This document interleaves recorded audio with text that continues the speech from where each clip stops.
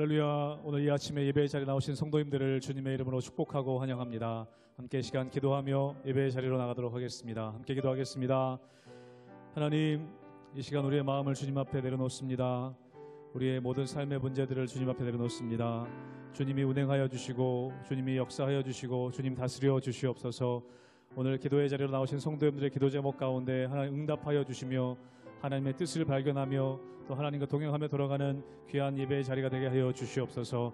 감사드리며 예수님의 이름으로 기도하옵나이다. 아멘.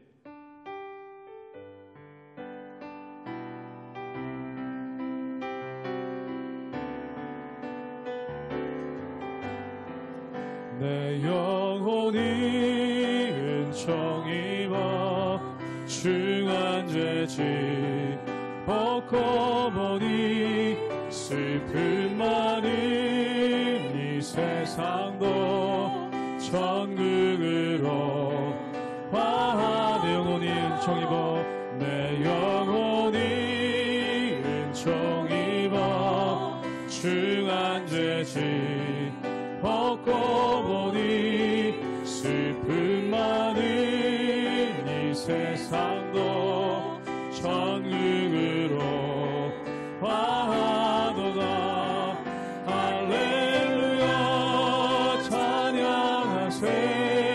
내 모든 죄 사함받고 주 예수와 동행하니 그 어디나 하늘 주의 얼굴 뵙기 전에 주의 얼굴 뵙기 전에 멀리 뵈도 하늘나라 내 마음속에 이루어지니 날로 날로 가깝도다.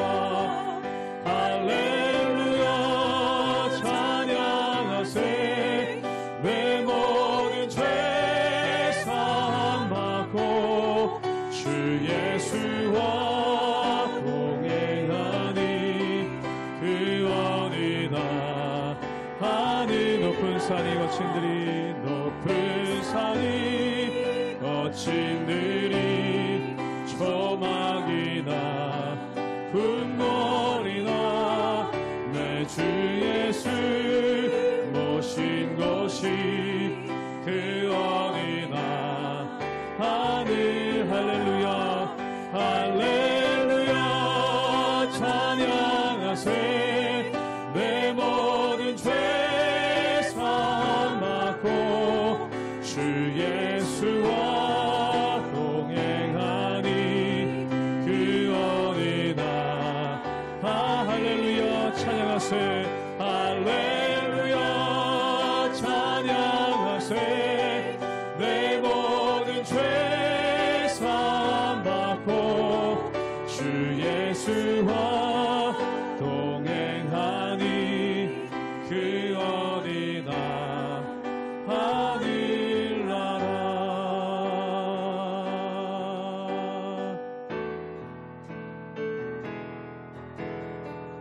나의 영혼이 잠잠히 하나님만 바라며 나의 구원이 그에게서 나는 도다. 나의 영혼아 잠잠히 나의 영혼아 잠잠히 하나님만 바라라. 나의 소망이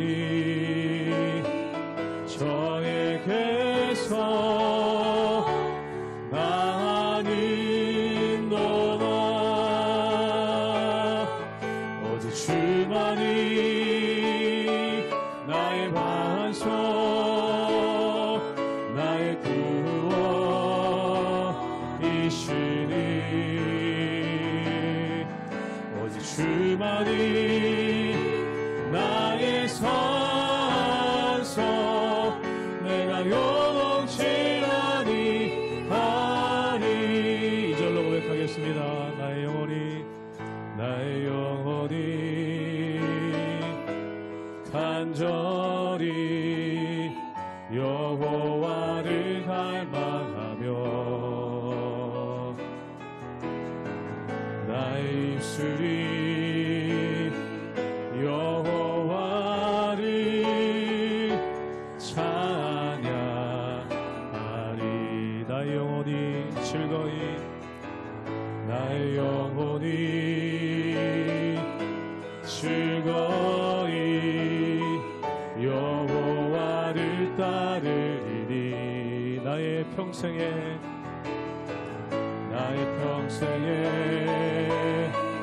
여호와를 송축하리. 오직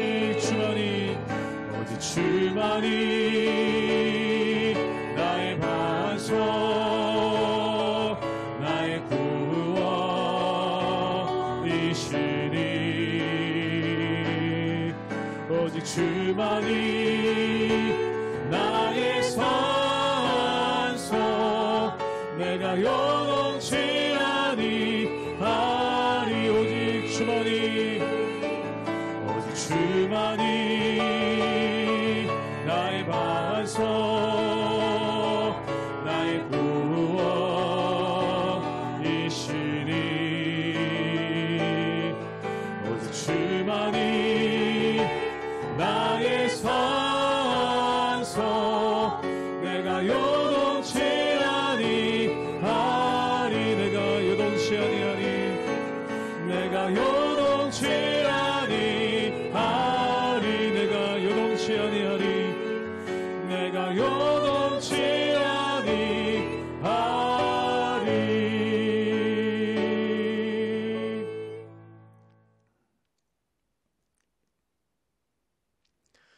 할렐루야. 하나님의 은혜와 평강이 우리 성도님들의 삶과 가정 가운데 날마다 가득하시기를 주님의 이름으로 축복합니다.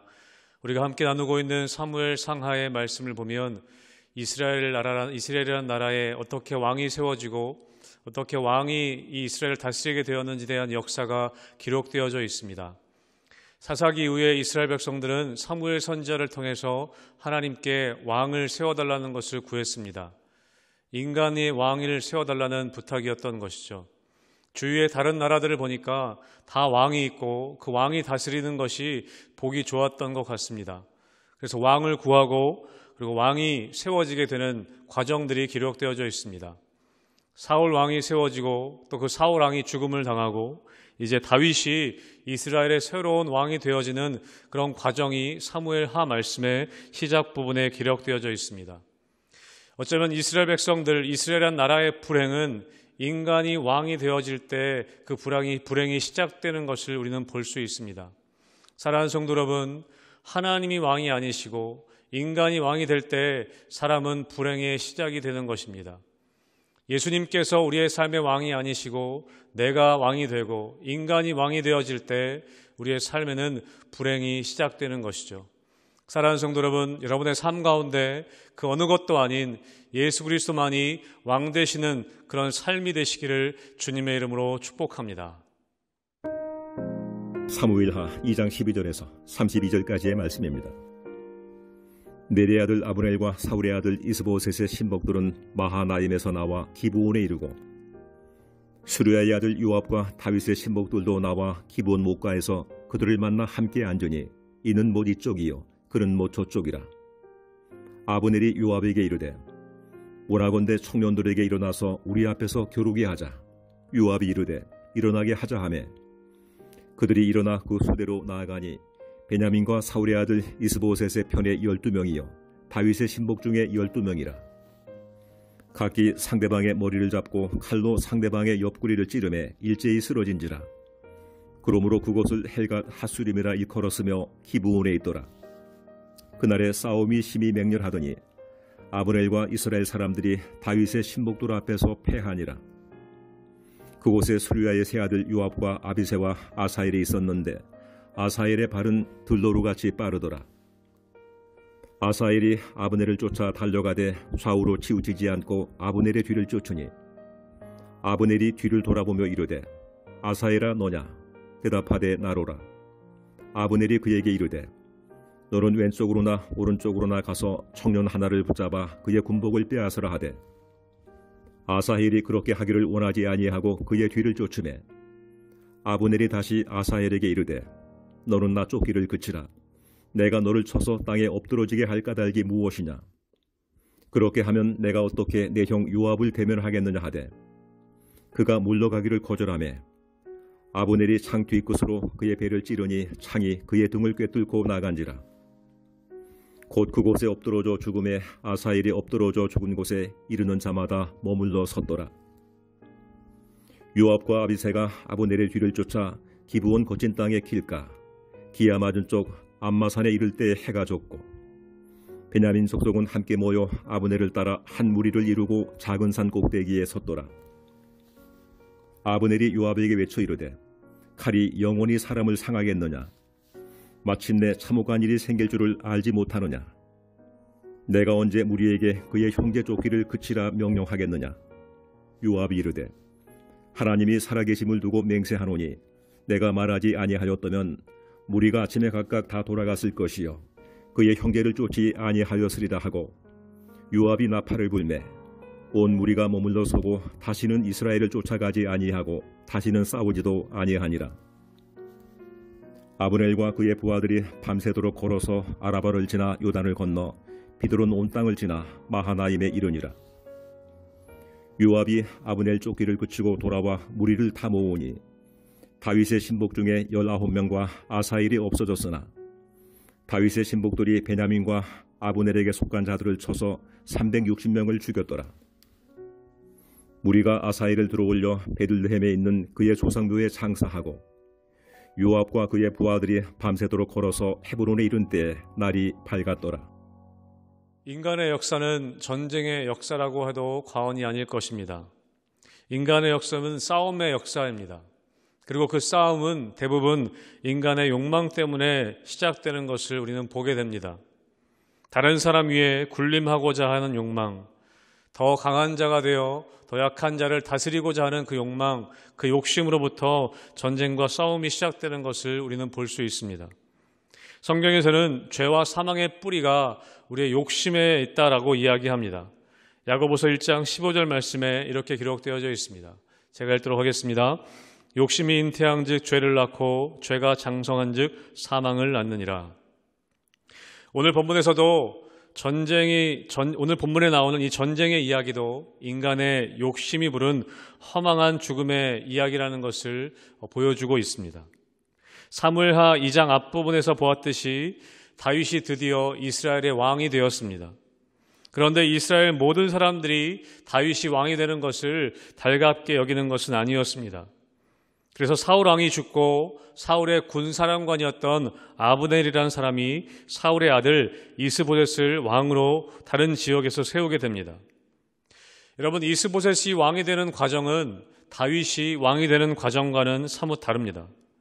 다윗은 하나님의 인도하심 가운데 왕이 되어져 갔지만 이스보셋은 아브넬이라는 사람의 주도로 왕이 되어가는 것을 우리는 볼 수 있습니다.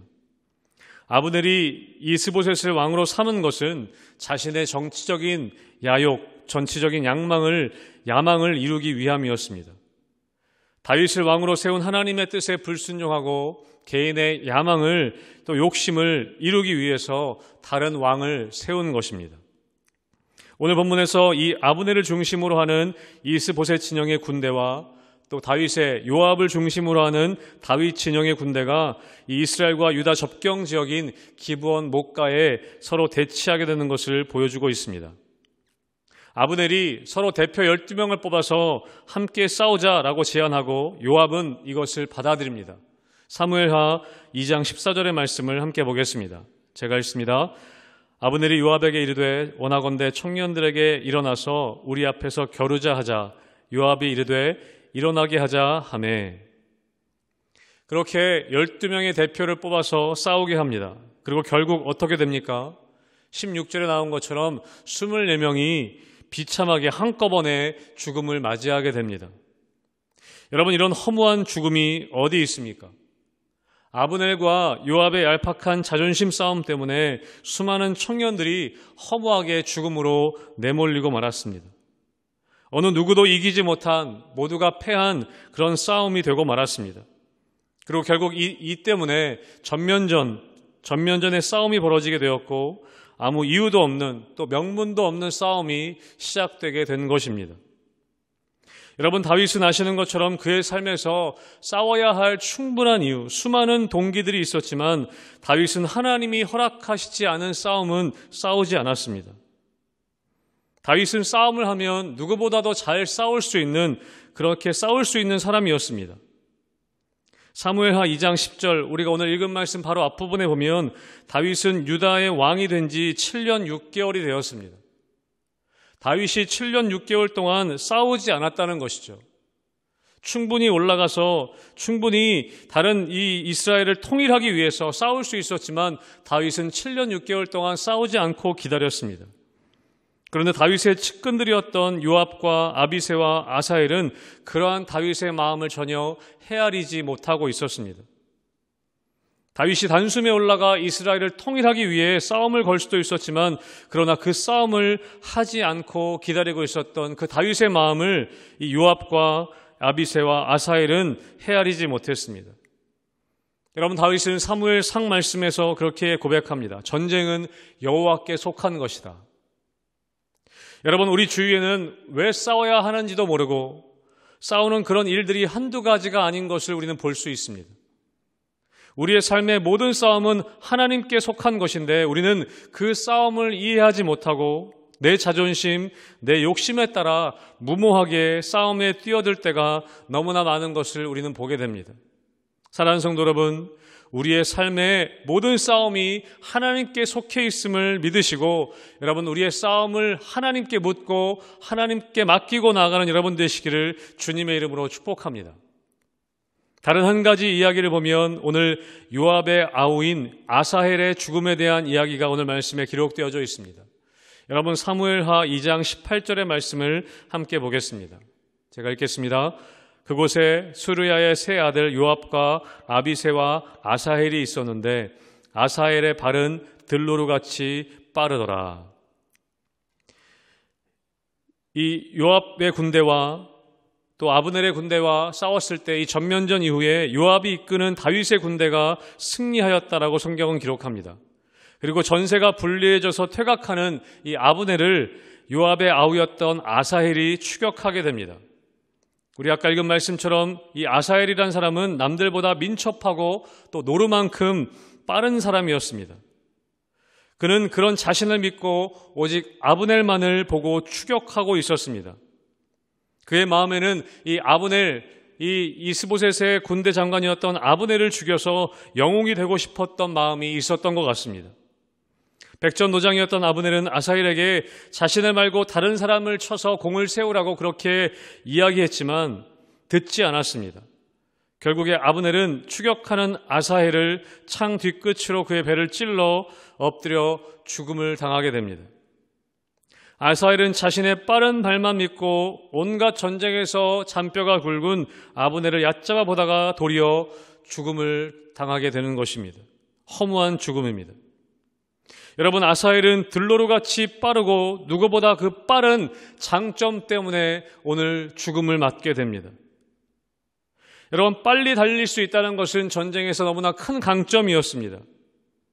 빨리 달릴 수 있다는 것은 전쟁에서 목숨을 구하기도 하지만 오늘 본문에 나온 것처럼 그 빨리 달릴 수 있다는 강점이 자신을 죽음으로 몰고 갔습니다.